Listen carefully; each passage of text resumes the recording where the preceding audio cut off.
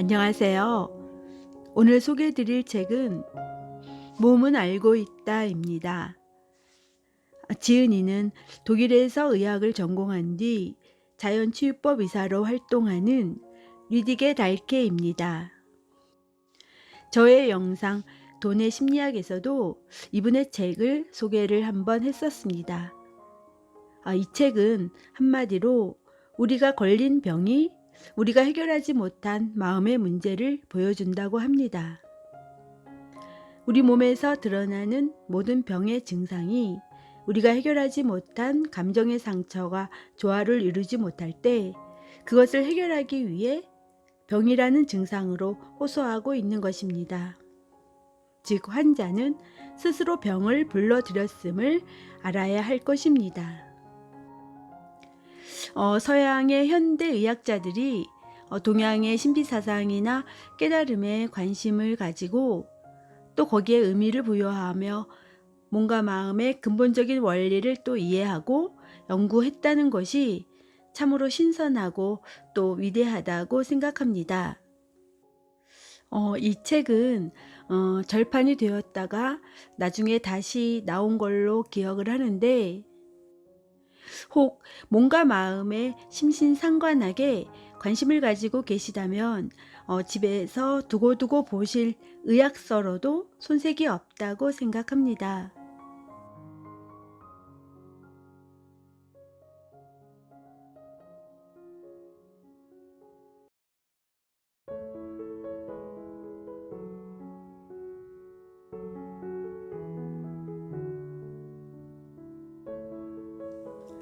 병, 그리고 증상들. 우리는 현대의학이 기적에 가까운 가능성과 능력에 대한 새로운 증거들을 끊임없이 보여주고 이를 지켜보는 일반인들은 경탄에 맞지 않는 그런 시대에서 살고 있다. 하지만 동시에 전능하다시피 한 이 현대의학에 대해 근본적인 불신을 드러내는 사람들의 목소리도 점차 높아지고 있다. 고도로 과학적인 전통의학의 치료법보다 부분적으로는 매우 오래되고 또 일부는 현대적이기도 한 자연치유법이나 동종요법에 훨씬 더 많은 신뢰를 보이는 사람들의 수도 갈수록 늘어나고 있다. 정통의학을 비판하는 근거는 다양하다. 예컨대 부작용, 증상의 전이, 비인간적인 조처, 엄청난 비용 등 수많은 문제 때문이다. 하지만 이렇게 비판받는 문제들보다 훨씬 더 흥미로운 점은 비판이 일어나고 있다는 사실 그 자체이다. 왜냐하면 비판은 거기에 합당한 근거를 대는 것은 둘째 치더라도 그 전에 이미 무언가 잘못되었다는 혼란스러운 느낌에서 생겨나기 때문이다. 사람들은 지금 받고 있는 치료가 아무리 철저하게 이루어지더라도 혹은 바로 그렇기 때문에 기대하던 목표를 이루지 못할 것이라고 생각한다.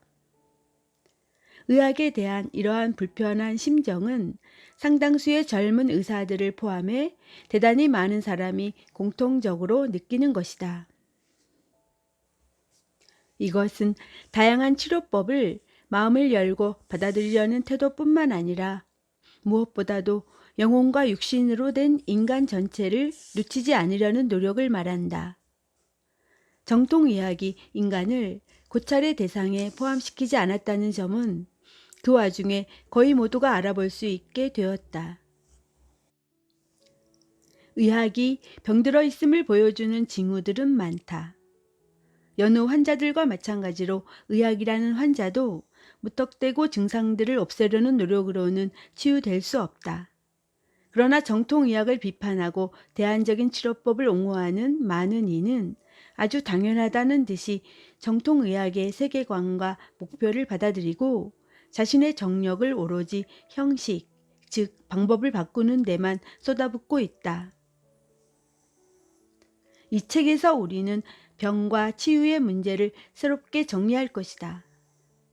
이때 우리는 이 분야에서 모두가 그토록 확고하게 여기는 관례적이고 전통적인 기본 가치들은 전혀 받아들이지 않았다. 물론 이런 태도는 우리의 구상을 힘들고 위태롭게 만든다. 왜냐하면 우리는 다들 금기시하는 영역들의 근거도 가차없이 따져봐야 하기 때문이다.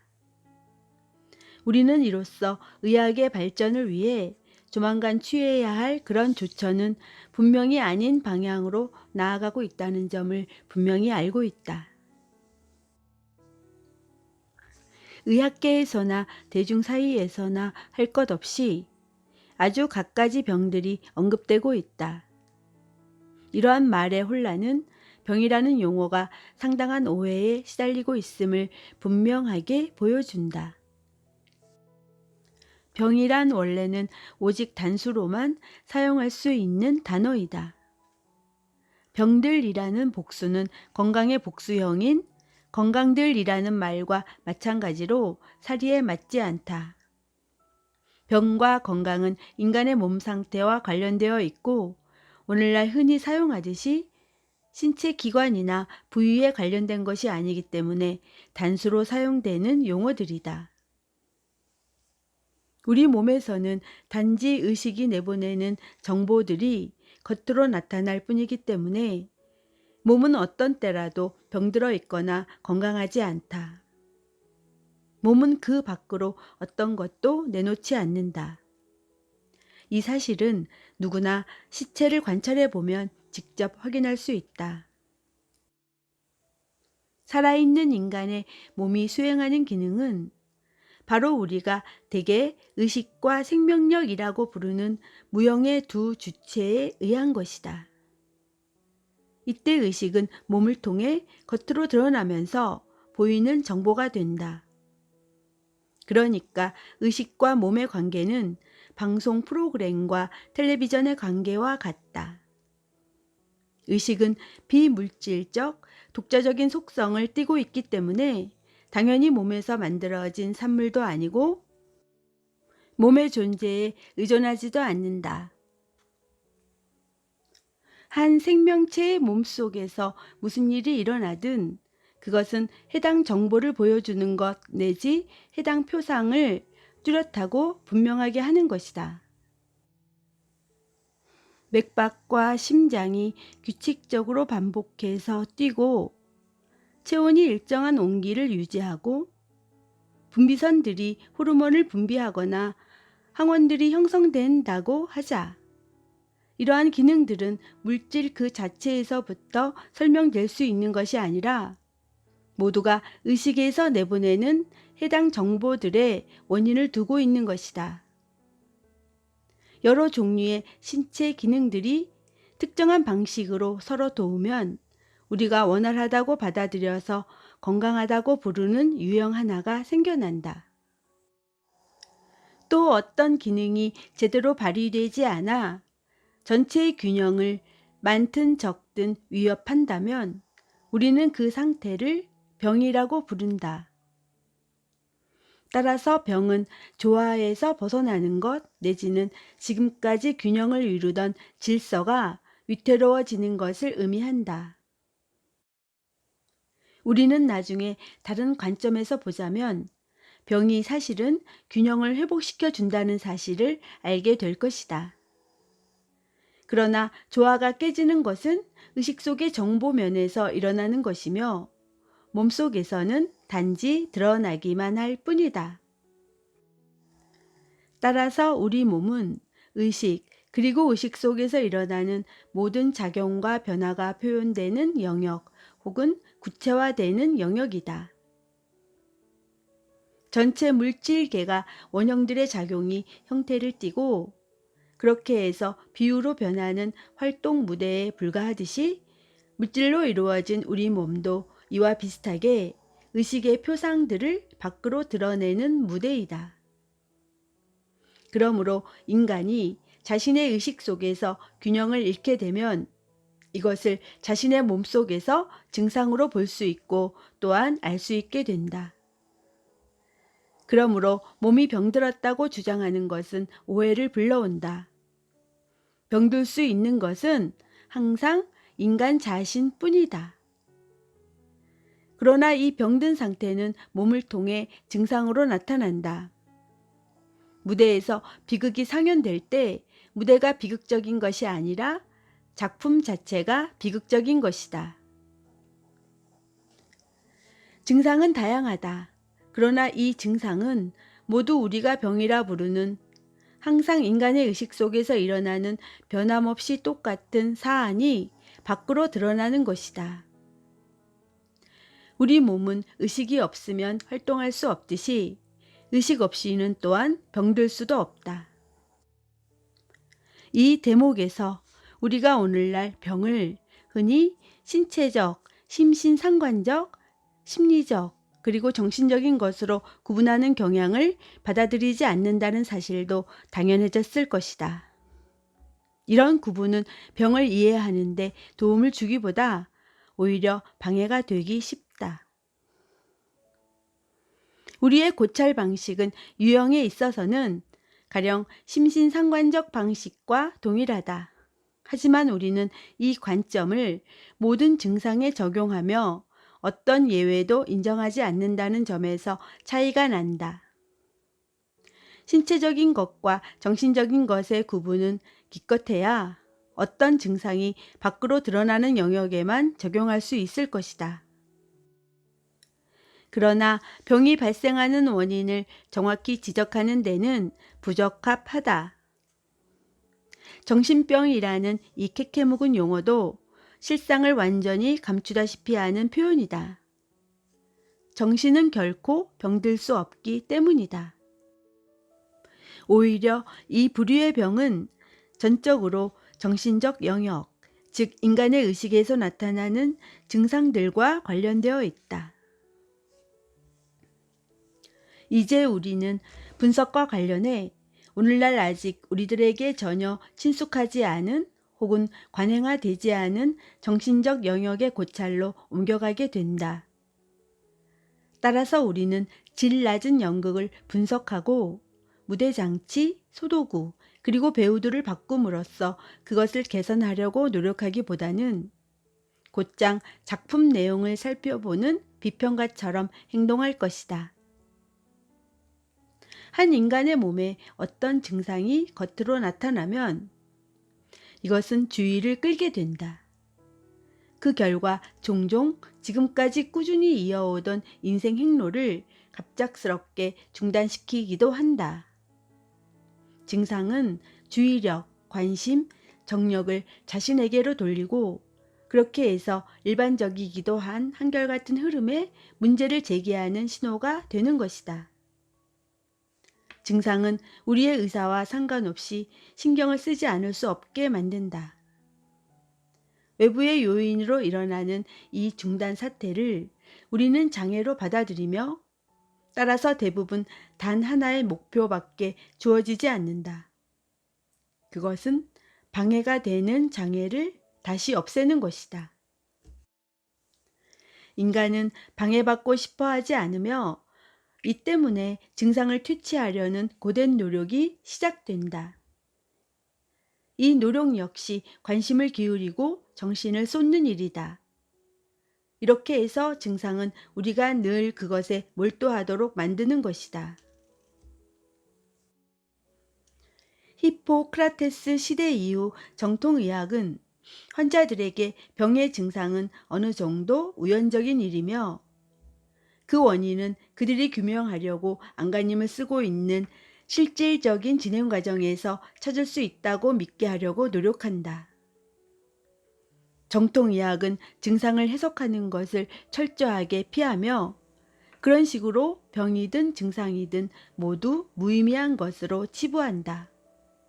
그러나 그렇게 되면 증상이 보내는 신호는 원래의 기능을 잃어버린다. 증상들은 무시해도 좋은 신호로 변해버린다. 이것을 분명히 설명하기 위해 비유를 하나 들어보자. 자동차의 계기판에는 여러 가지 표시 등이 달려 있다. 이것들은 차의 어떤 중요한 기능이 더 이상 정상적으로 작동되지 않을 때에만 깜빡인다. 이제 우리가 실제로 운전을 할 때 이 램프에 불이 들어온다면 우리는 이런 일을 결코 달가워하지 않는다. 이 신호를 따라 운전을 중단하라는 요구를 받았다고 여기기 때문이다. 우리가 불안해하는 것은 이해할 수 있지만 그렇다고 이 램프에 화를 내는 것은 멍청한 짓이다. 결국 이 램프는 우리에게 어떤 진행 과정에 관해 알려주려는 것이니까 말이다. 그러므로 우리는 정비공을 불러 더 이상 불이 들어오지 않게 이것을 수리한 뒤 안심하고 계속 운행할 수 있도록 하라는 제안을 받아들인다. 그러나 정비공이 단순히 램프의 전구만 빼내서 이 목적을 이룬다면 우리는 대단히 화를 낼 것이다. 램프에는 이제 더 이상 불이 들어오지 않지만 그리고 우리도 원래 그렇게 되기를 바랬지만 우리는 이런 결과가 초래된 과정에 대해서는 거의 모르고 있다. 우리는 램프에 불이 들어오지 못하게 하기보다 그럴 필요가 없도록 만드는 것이 더 합리적이라고 여긴다. 하지만 그러기 위해서는 눈길을 램프에서 돌려 그 이면의 영역으로 들어가 실제로 무엇이 제대로 작동되지 않는 것을 알아낼 수 있어야만 한다. 램프는 깜빡임을 통해 단지 알려주고 신경을 쓰도록 만들려 했을 뿐이다. 이 사례에서 표시등으로 나왔던 램프는 우리가 다루는 테마에서는 증상에 해당한다. 우리의 몸에 어떤 것이 증상으로 나타나든 상관없이 그것은 눈에 보이지 않는 작용이 보이게끔 드러난 것이다. 그것은 신호 기능을 통해 우리의 지금까지의 행로를 중단시키고 우리들에게 무언가가 제대로 작동하지 않는다는 것을 알려주고 그 원인을 살펴보도록 해주려는 것이다. 이 문제에 있어서도 역시 증상에 대해 화를 내는 것은 멍청한 짓이다. 그리고 증상이 나타나지 못하도록 만들어 그 증상을 차단하려는 것도 어리석기 짝이 없는 것이다. 증상이 나타나지 않도록 할 것이 아니라 그것이 나타날 필요가 없게 만들어야 한다. 물론 여기서도 그렇게 하기 위해서는 눈길을 증상에 두지 말고 더 깊이 살펴봐야 한다. 그 증상이 무엇을 알려주려 하는지 이해하는 법을 익히려면 말이다. 하지만 이러한 조치를 취할 능력이 없다는 데에 정통의학의 문제점이 있다.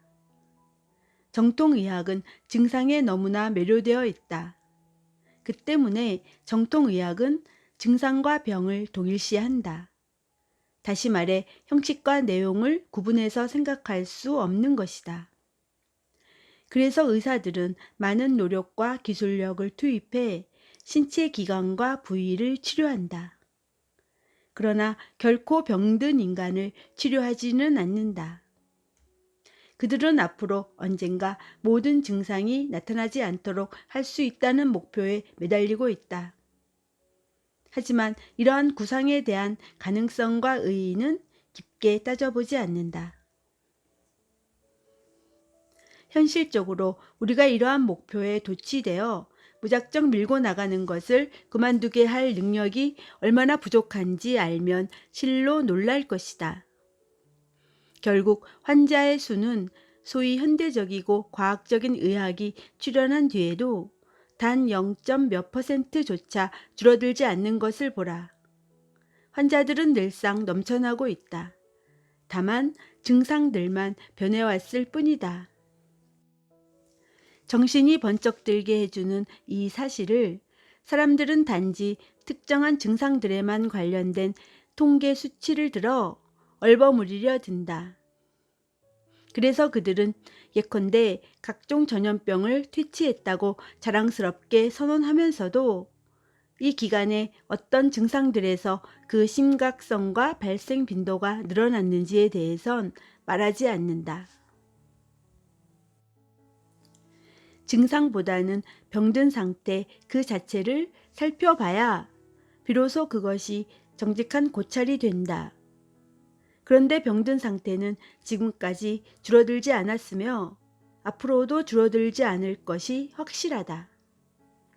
병든 상태는 죽음과 마찬가지로 인간 존재에 깊이 뿌리내리고 있으며 몇 가지 사소한 실질적인 술책으로는 완전히 사라질 수 없다. 우리는 병과 죽음을 그 고결함과 존엄성의 측면에서 받아들여야 한다. 여기에 비춰봐도 그것들을 우리 스스로의 힘으로 퇴치하려는 교만한 노력이란 얼마나 우스꽝스러운 짓인지 알 수 있을 것이다. 물론 우리는 이러한 환멸을 계속 피할 수는 있을 것이다. 자신이 위대하고 전능하다고 믿을 수 있도록 병과 죽음이 단순한 기능일 뿐이라고 깎아내리면 되는 것이다. 다시 한번 요약해보자. 병은 인간이 의식 속에서 더 이상 정상적이지 않거나 조화를 이루지 못하고 있다는 사실을 알려주는 인간의 상태이다. 이렇게 내면의 균형을 잃어버리는 것은 몸을 통해 증상으로 나타난다. 그러므로 증상은 신호인 동시에 정보 전달자이다.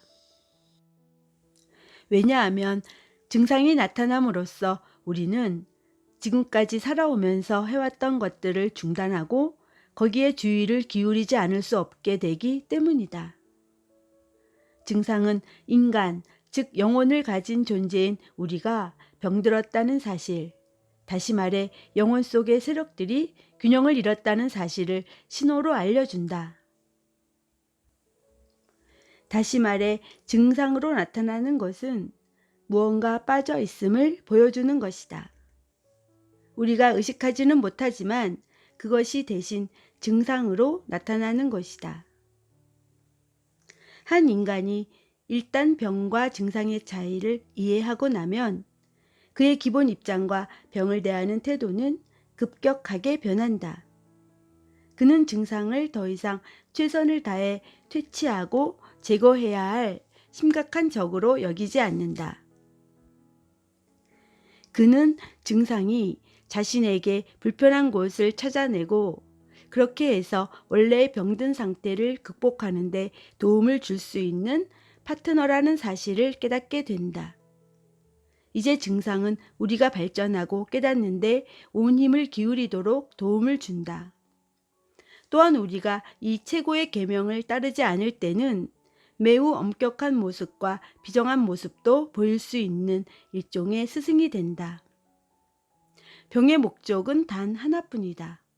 그것은 우리를 완전하게 치유되게 해주는 것이다. 치유는 항상 영원한 행복, 우리가 깨달음이라고 부르는 의식의 완전함에 다가가는 것을 의미한다. 치유는 부족한 것을 채워넣음으로써 일어나고 따라서 의식의 전망 내지 가능성을 넓히지 않고서는 불가능하다. 병과 치유는 오직 의식과 관련되어 있으며 몸에는 적용할 수 없는 개념상이다. 우리 몸은 병들 수도 없고 치유될 수도 없다. 몸에서는 해당되는 의식 상태가 반영될 수 있을 뿐이다. 오직 이 논점만을 정통의학에 대해 혹시 제기될지도 모를 비판의 출발점으로 삼을 수 있다. 정통의학은 치유가 가능한 유일한 영역에는 관심을 기울이지 않은 채 치유한다고 말한다. 인간이 추구하는 길은 불행에서 벗어나 영원한 행복으로 나아가는 길이다. 병에서 벗어나 치유와 완전함으로 나아가는 길이다. 병은 이렇게 나아가는 과정에서 실수로 인해 나타나는, 따라서 하루속히 떨쳐버려야 할 장애가 아니다. 병은 인간이 영원한 행복을 향해 나아가는 길이기도 하다. 우리가 이 길을 더욱 주의 깊게 관찰할수록 이 길은 더욱 쉽게 자신의 목적을 성취할 수 있다.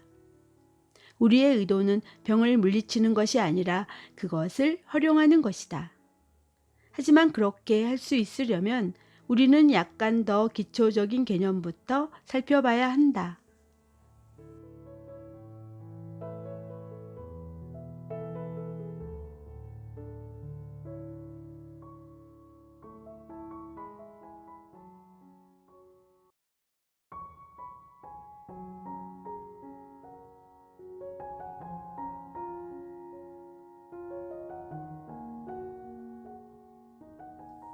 양극성과 통일성.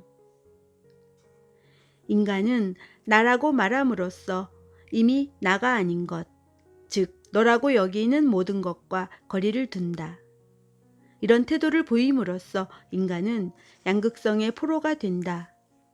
이렇게 해서 인간의 자아는 자신을 대립의 세계에 묶어두는 것이다.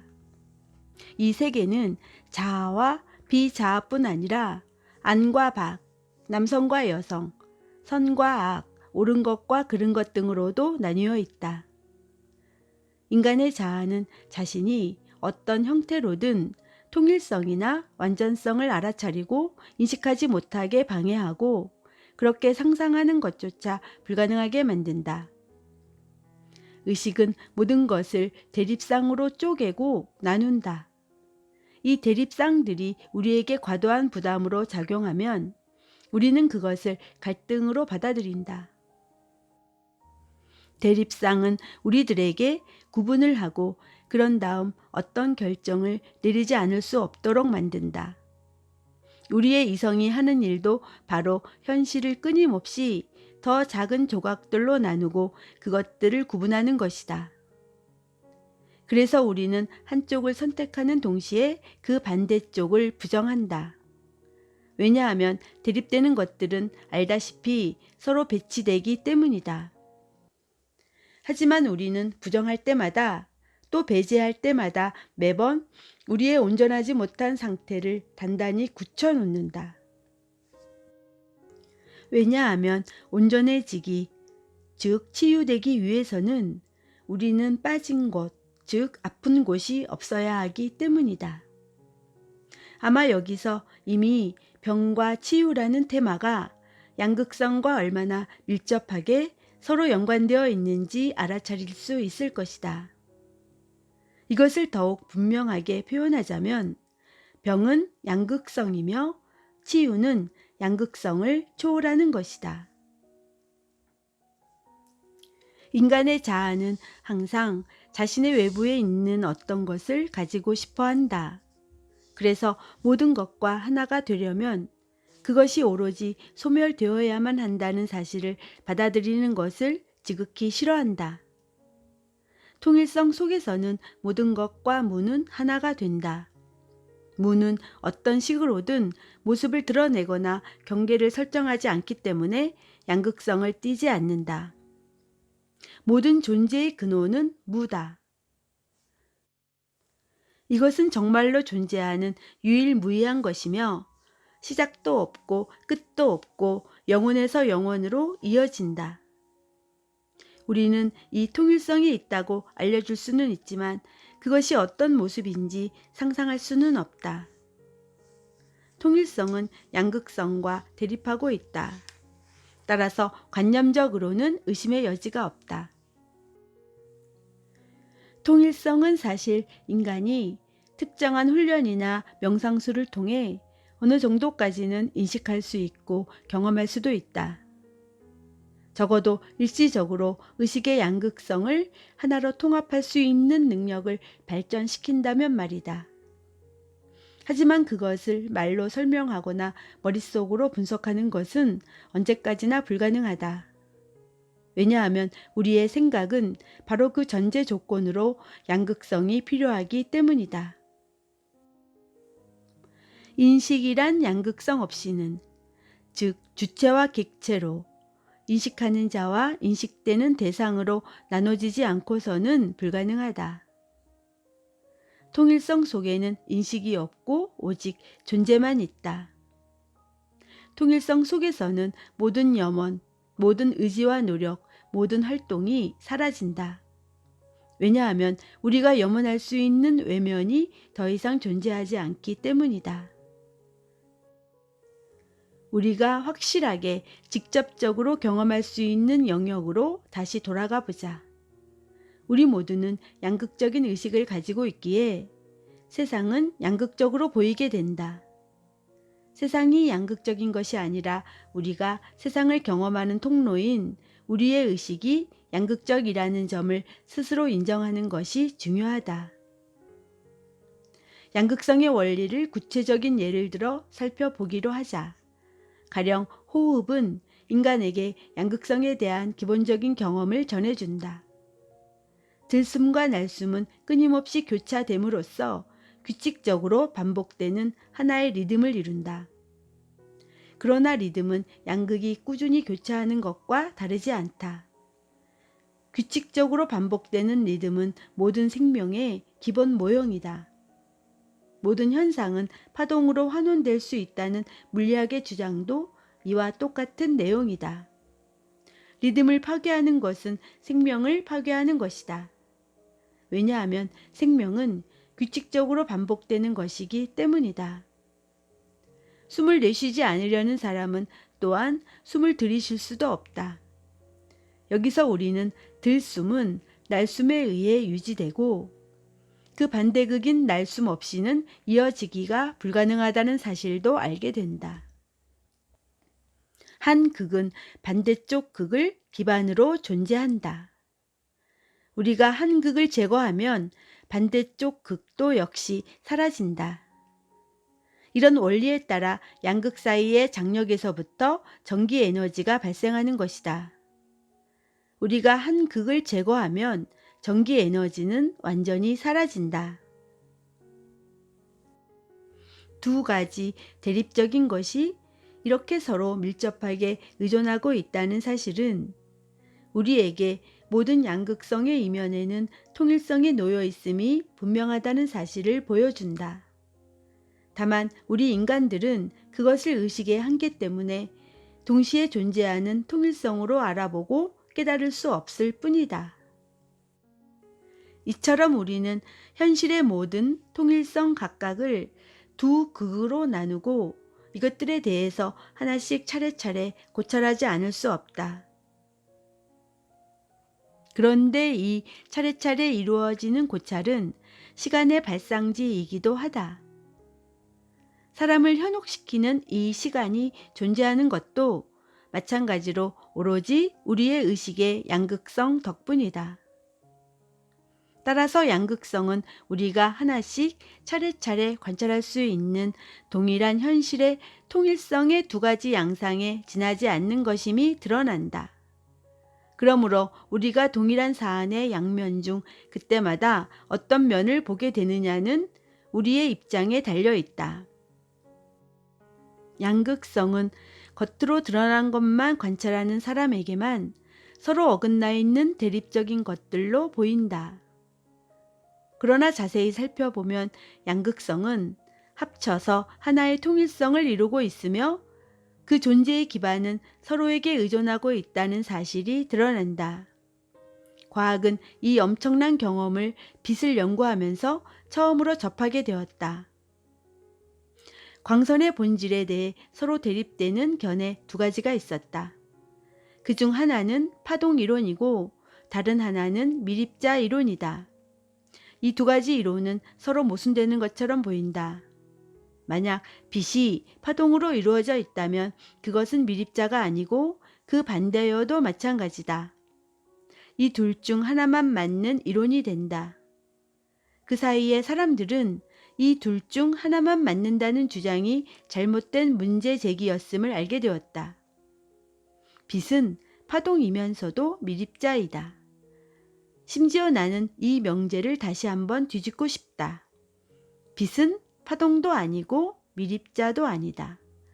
빛은 그 통일성 속에서만 빛이지만 양극적인 인간의 의식 그 자체는 경험할 수 없는 것이다. 이 빛은 관찰하는 사람에게 그가 어느 쪽에서 접근하느냐에 따라 때로는 파동으로, 때로는 미립자로 드러날 뿐이다. 양극성은 한쪽에는 입구라는 표시가 다른 한쪽에는 출구라는 표시가 달려있는 문과 같다. 그것은 항상 동일한 하나의 문일 뿐이지만 우리가 접근하는 방향에 따라 그 존재의 한쪽 모습만 보게 되는 것이다. 통일성을 여러 모습으로 나누고 그렇게 해서 우리가 하나씩 차례차례 관찰해야만 하는 이 불가피성 때문에 시간이 생겨난다. 왜냐하면 양극적인 의식으로 관찰함으로써 비로소 존재의 동시성이 연속성으로 바뀌기 때문이다. 양극성의 이면에는 통일성이 놓여 있듯이 시간의 이면에는 영원이 놓여 있다. 영원이라는 개념에서 유의해야 할 점은 그것이 형이상학적인 의미에서 초시간성을 말하는 것이지 기독교 신학이 잘못 받아들인 것과 같은 길고 끝없이 이어지는 시간의 연속이 아니라는 사실이다. 우리는 각성과 수면이라는 서로 분명히 구분되는 이 두 가지 의식 상태가 교차하는 것에서 우리 의식의 양극성을 주관적으로 경험한다. 이 두 가지 의식 상태를 우리는 자연 상태에서 나타나는 낮과 밤의 양극성이 내면적으로 일치하는 것에 의해 인식한다. 그래서 우리는 자주 낮의 의식과 밤의 의식 혹은 영혼의 밝은 측면과 어두운 측면이라는 말도 하는 것이다. 자각의식과 무의식으로 구분하는 것도 이러한 양극성과 밀접하게 연관되어 있다. 그래서 우리는 낮 동안에는 줄곧 무의식을 무의식적인 것으로 경험한다. 그러니까 의식하지는 못한다. 그런데 이 무의식은 우리가 밤에 편안히 지낼 적에 생겨나는 꿈의 근원이 되기도 하는 그런 의식의 영역이다. 무의식적이라는 단어는 자세히 살펴보면 그리 잘 만들어진 용어가 아니다. 왜냐하면 접두사 무는 그 다음에 있는 의식을 부정하지만 그 부정하는 내용이 특히 실상에 맞지 않기 때문이다. 무의식적이라는 말은 의식이 없다는 뜻과 동일하지 않다. 잠자는 동안 우리는 단지 다른 의식 상태에 놓여 있을 뿐이다. 의식이 존재하지 않는다는 것은 전혀 말이 되지 않는다. 따라서 무의식적인 것은 의식이 없는 상태가 아니라 낮의 의식을 대단히 편파적으로 분류한 것에 지나지 않는다. 이 낮의 의식은 분명히 자신이 손대지 못하는 어떤 것이 더 존재한다는 것을 알아차리는 것이다. 그런데도 우리는 스스로를 낮의 의식과 똑같은 것으로 여기는 것을 대체 왜 그토록 당연하게 생각할까? 심층 심리학이 확산된 이후 우리는 우리의 의식을 층층이 쌓인 것으로 생각하고 자각의식을 잠재의식 그리고 무의식과 구별하는 데 익숙해져 있다. 인간은 주관적이고 제한적인 자각의식이 생기게 해주는 자신의 자아에 의해 이 모든 것을 끌어안는 것과 구분되어 있다. 인간은 이 때문에 나머지 의식, 즉 무한한 의식에 접근하지 못한다. 이것은 인간에게 의식되지 않는 것이다. 칼 구스타프 융은 이 층을 집단 무의식이라고 부른다. 하지만 인간의 자아와 나머지 무한히 넓은 의식 사이의 분리선은 절대적인 것은 아니다. 오히려 양방향으로 투과되는 일종의 막이라고 부를 수 있을 것이다. 이 막은 잠재의식에 해당된다. 잠재의식은 자각의식에서부터 가라앉은 내용뿐 아니라 가령 예감, 중요한 꿈, 직관, 환영 같은 무의식에서 떠오르는 내용도 지니고 있다. 어떤 사람이 자신을 아주 심하게 오로지 자신의 자각의식과만 동일시하면 그는 잠재의식의 투과성을 최대한 낮출 것이다. 왜냐하면 무의식의 내용은 낯설고 따라서 불안을 야기한다고 받아들여지기 때문이다. 잠재의식의 투과성이 점점 더 높아지면 일종의 영매력에까지 이를 수 있다. 그러나 깨달음 혹은 무한한 의식의 상태는 우리가 경계를 포기해서 자각의식과 무의식이 하나가 될 때에야 비로소 얻게 될 것이다. 물론 이러한 단계는 경계를 구분하는 것을 본질로 하는 자아를 폐기하는 것과 같은 뜻이다. 이 단계를 기독교 용어로 표현하면 다음과 같은 말로 설명된다. 나, 즉 자각의식과 주님, 무의식은 하나이니라. 이제 우리는 양극성의 법칙을 분명히 깨닫게 되었을 것이다. 통일성은 인간의 의식 속에서 양쪽 극으로 나뉜다. 양쪽 극은 서로 보완 관계에 있으며 따라서 각자의 존재의 기반을 확보하기 위해 반대쪽 극을 필요로 한다. 양극성은 통일성의 양쪽 측면을 동시에 살펴보는 능력을 빼앗아 가기 때문에 우리는 차례차례 살피지 않을 수 없게 된다. 그래서 이를 통해 리듬과 시간과 공간이라는 현상들이 생겨나는 것이다.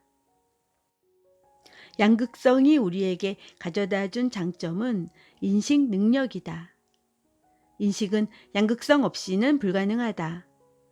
양극적인 의식의 궁극적 목표는 시간으로 말미암아 온전하지 못하게 된 자신의 상태를 극복하고 다시 빠진 것이 없게, 즉 온전해지는 것이다. 모든 구원의 길 혹은 성인의 경지에 이르는 길은 양극성에서 벗어나 통일성으로 향하는 길이다. 양극성에서 벗어나 통일성으로 향하는 걸음은 너무나 과격하고 본질적인 변화여서 양극적인 의식의 입장에서는 힘이 들고 심지어 전혀 상상도 할 수 없는 일이 되기도 한다. 모든 형이상학적 학설, 종교, 그리고 밀교의 계파는 오로지 이 둘로 나뉜 것에서 벗어나 하나로 통합되는 것으로 향하는 길만 가르친다. 여기서 이미 이 모든 교리가 이 세상을 개선하는 것이 아니라 이 세상에서 벗어나는 것에 관심을 두고 있다는 추론이 설득력을 얻는다.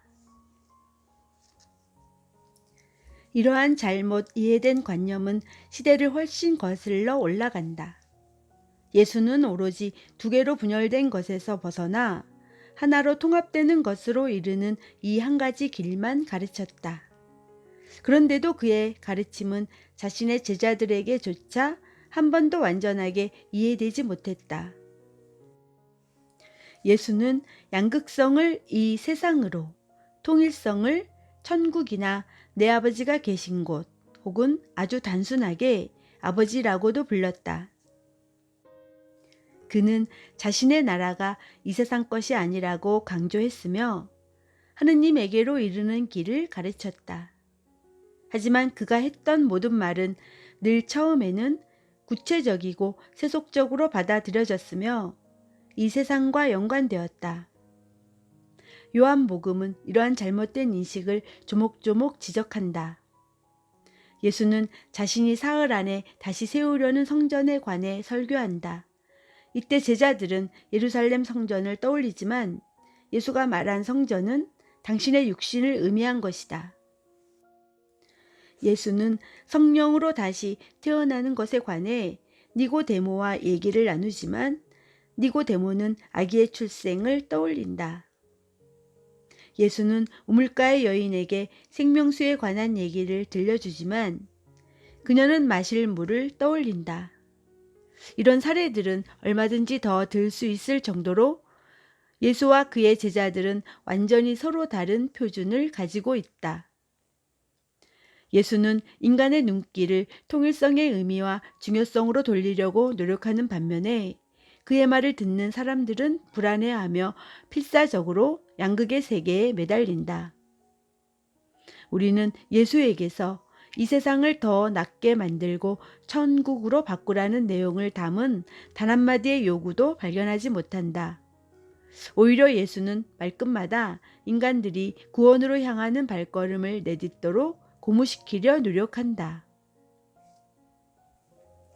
이런 형이상학적 표준을 잃어버림으로써 이 시대의 삶은 너무나 많은 사람에게 무의미해졌다. 왜냐하면 우리들에게 남아있는 유일한 가치는 발전이라 불리기 때문이다. 그러나 발전은 더 많은 발전을 이루는 것 외에 다른 어떤 목표도 가지고 있지 않다. 이렇게 해서 길이 여행으로 변했다. 우리가 병과 치유를 이해하는 데 있어 치유의 원래 의미가 무엇인지 알아보는 것이 중요하다. 치유는 항상 통일성이라는 의미에서의 온전한 상태로 다가가는 것이라는 사실을 눈앞에서 놓쳐버리면 사람들은 치유의 목적을 양극성 내에서 찾으려고 노력한다. 그리고 이러한 노력은 틀림없이 실패한다. 통일성은 항상 대립되는 것들을 융합해야만 도달할 수 있는 경지이다. 동양의 여러 사상은 양극성의 세계를 환상 혹은 마야라고 부르며 깨달음과 해탈을 얻으려 노력하는 인간들에게 우선적으로 이 형상계가 환상임을 파헤쳐 줌으로써 그것이 실제로는 존재하지 않는다는 것을 깨닫도록 요구한다. 하지만 이 깨달음을 얻게 해주는 방식들은 어쩔 수 없이 이 양극적인 세계에서 취해져야만 한다. 모든 극이 그 반대 극이 뒤따르는 것을 통해 균형을 이루는 것이다. 이 법칙을 우리는 상호 보완성의 원리라고 부른다. 날숨은 들숨을 쉬지 않을 수 없도록 만들고 깨어있는 것은 잠자는 것과 교대되고 또 그 반대로 되듯이 한쪽 극이 실현될 때마다 그 반대쪽 극이 겉으로 드러나지 않을 수 없게 만든다. 상호 보완성의 원리는 모든 변화가 불변성에 포함되도록 해준다. 우리는 시간이 흐름에 따라 아주 많은 것이 변한다고 굳게 믿고 있다. 그리고 이 믿음은 시간이 같은 패턴이 반복되는 것을 보여줄 뿐이라는 사실을 깨닫지 못하게 만든다. 시간을 통해 형식들은 변하겠지만 그 내용은 변함없이 남아있다. 변화되는 형상들에서 눈길이 빗나가게 하지 않는 법을 익히고 나면 사람들은 역사적인 사건의 흐름뿐 아니라 개인의 삶의 이력에서도 시간을 제거할 수 있다.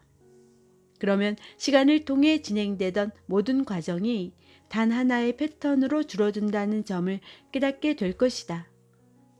시간은 존재하는 자를 흐름과 사건으로 바꿔놓는다. 우리가 시간을 다시 제거하면 형식들에 의해 가려지고 그 속에서 굳어져 있던 본질적인 면이 다시 분명히 드러난다. 우리가 앞으로 더 깊이 생각하는 데 있어 양쪽 극이 밀접하게 맞물려 있다는 점을 이해하고 반대쪽 극을 제거하면서도 한쪽 극을 유지하기란 불가능하다는 것을 깨닫는 것이 중요하다. 그러나 인간의 활동 중 대부분은 이 불가능한 일에 매달리는 데 들어간다. 사람들은 건강해지기를 원하기 때문에 병을 물리치려고 노력하며 사람들은 평화를 지키길 원하기 때문에 전쟁을 없애려고 하고 사람들은 살기를 원하기 때문에 죽음을 이겨낸다. 수천 년 동안 기울인 노력들이 성과가 없는데도 불구하고 인간들이 이런 구상을 의심치 않는 것은 여전히 인상적이다. 만약 우리가 일방적으로 한쪽 극으로 다가가려고 노력한다면 반대쪽 극도 드러나지는 않게 그와 비례해서 함께 늘어난다. 바로 의학이 이것을 보여주는 좋은 사례가 된다. 의사들이 건강을 위해 점점 더 많은 것을 했기 때문에 병에 걸리는 것도 그와 더불어 똑같이 늘어났다. 우리가 이 문제점에 새로운 시야를 가지고 접근하려면 양극적으로 살피는 법을 배우는 것이 반드시 필요하다. 우리는 어떤 것에 대해 깊이 생각할 때마다 동시에 그 반대쪽 극도 함께 살피는 법을 배워야 한다. 우리의 내면의 눈길이 일면성에서 벗어나 깨닫는 능력을 얻을 수 있게 하려면 엄청난 변동을 겪어야 한다. 비록 말이 이 엄청난 변동을 겪는 양극적인 시야를 표현하는 데 도움을 주지는 못하더라도 예부터 전해오는 성인들의 경전 속에는 이 근원적인 법칙성을 적절한 언어 형태로 옮겨놓는 구절들이 있다. 그 간결성과 정확성에 있어 노자를 능가할 사람은 없다. 그는 도덕경 2장에서 다음과 같이 간명하게 표현을 했다. 세상 사람들이 아름답다고 말하지만 이것은 동시에 아름답지 못한 것이 된다. 세상 사람들이 선하다고 말하지만 이것은 동시에 선하지 못한 것이 된다. 있는 것 때문에 없는 것이 생기고 복잡함 때문에 단순함이 살아난다. 높은 곳이 있어 낮은 곳이 생기고 시끄러움이 있어 조용함이 돋보인다. 한정된 것이 있으니 무한한 것도 있다. 현재가 있어 과거로 이어진다. 그러므로 성인은 행하지 않으면서 일을 이루고 말하지 않으면서도 가르친다. 성인은 모든 것을 자기 내면에서 하나로 만들었다. 만들어내면서도 가지지 아니하고 삶을 완성하면서도 성공을 고집하지 않는다. 성인은 고집하지 않으니 잃을 것이 하나도 없도다.